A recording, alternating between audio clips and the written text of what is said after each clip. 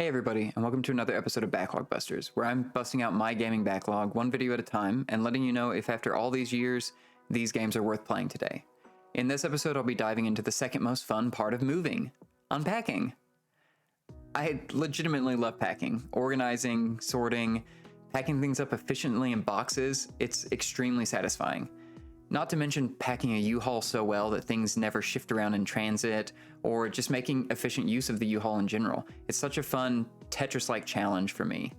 Then, once you arrive at the new home, you have this blank canvas to unpack all your boxes and sort and organize things on your shelves, and try to determine the best spot for everything. It's a process I love, and I jump at every opportunity I can to help others move and to be a part of the experience of packing and unpacking. But a lot of times you just get to help move the boxes, and unless it's your own place, most people sadly don't want you to come around and join in on the packing and unpacking process. So imagine my surprise when a game about that process got announced, actually reviewed well, and somehow has a story, even though there's almost no written words in the game. That game, as I said, is Unpacking. It was developed by Witchbeam and published by Humble Games. It released on November 2nd, 2021, and is by far the most recent game I've covered here. But it was a game I purchased because of all the buzz, then didn't get around to playing until a few weeks ago, so it still fits the criteria. And to really sum this up, I'll use the tagline from the devs themselves. Unpacking is a Zen puzzle game about unpacking a life. Setup done? Okay, let's talk about the likes and dislikes in this game. Zen. It really was just the perfect word to describe this game as a whole. You get a marker animation when you start that shows you the year, then you're set in a room with several boxes. Just click and start unpacking. With each new item, you'll reevaluate how you want to lay out a room, and the randomness of these items truly mirrors unpacking in real life as you pull out items from different areas and rooms all mixed into one box. It's fun and surprising as you pull each item out and try to figure out its perfect place.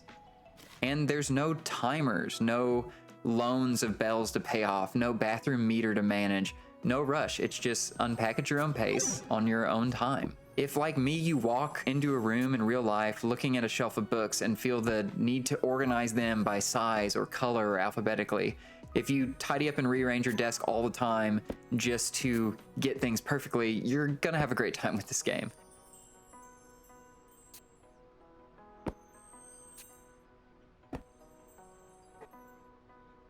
Every podcaster, YouTube, and critic out there seem to mention something about a story. And yeah, it's got one. It's unconventional, but you truly do go through someone's life, from childhood room to college apartment and so on. You're seeing what things make it to their next life stage, how their interests change, and it's just really charming. Seeing an old cracked mug that used to hold your toothbrushes eventually get replaced with a nice new container, it's surprisingly effective at showing growth. The attachment we all form to these small static items that somehow hold meaning or trigger memories is something I don't really spend much time thinking about until playing through this game. And I really don't want to give too many specific examples because it's worth experiencing yourself. But all that to say, I just love the story of this game, and it's super unique and different in the way it's told. Now, if you break this game down to its absolutely most core elements, strip everything away, you are just clicking on a box and clicking to set down an item. But Witchbeam did so much to make this super satisfying to interact with. The little click and rumble, at least on the Switch version, when picking up and setting things down, as well as the sound items make when they get set down on different types of objects.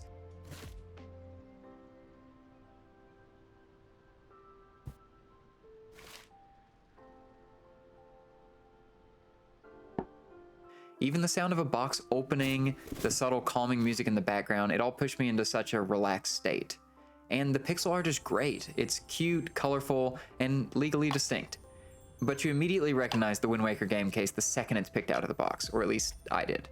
The pixel art has so much detail, while also being abstract.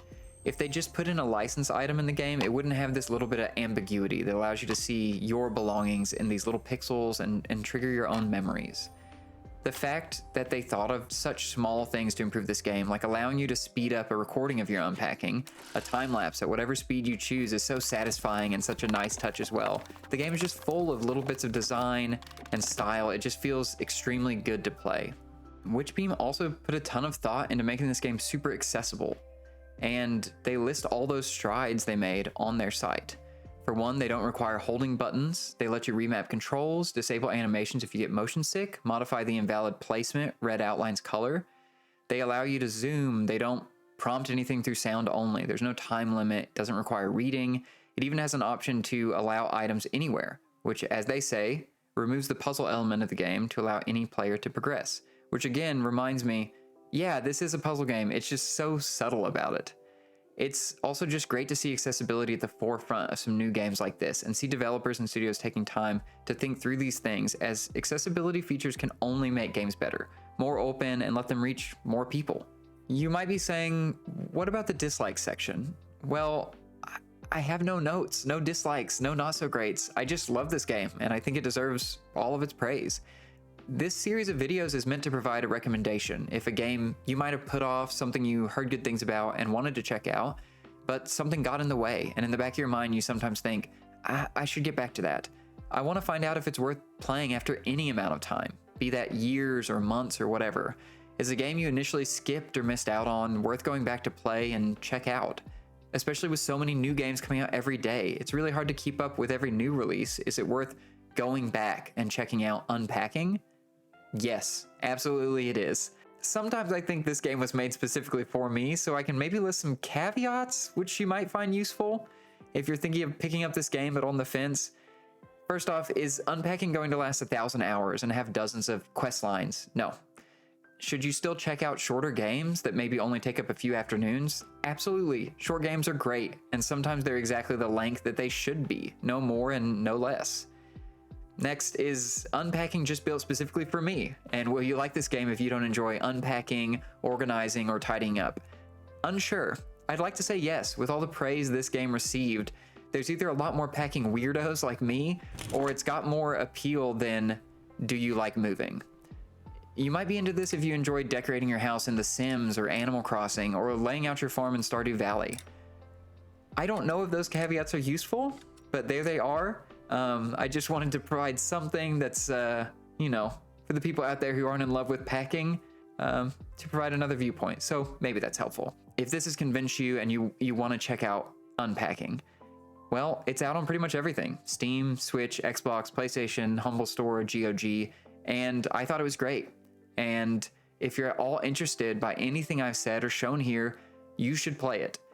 Thankfully, it's on almost every platform, so it's very easy to find, unlike the last couple of games we've covered. But that's it for this episode of Backlog Busters. A shorter game, a shorter video, I guess. Have you played Unpacking? What did you think? Is it a must-play in your book? Does it appeal to people who don't love packing? And does it deserve to be on others' backlogs? Let me know in the comments down below. I'd love to talk about this game some more. Also, let me know if you have suggestions for what game you think I should clear off my backlog next.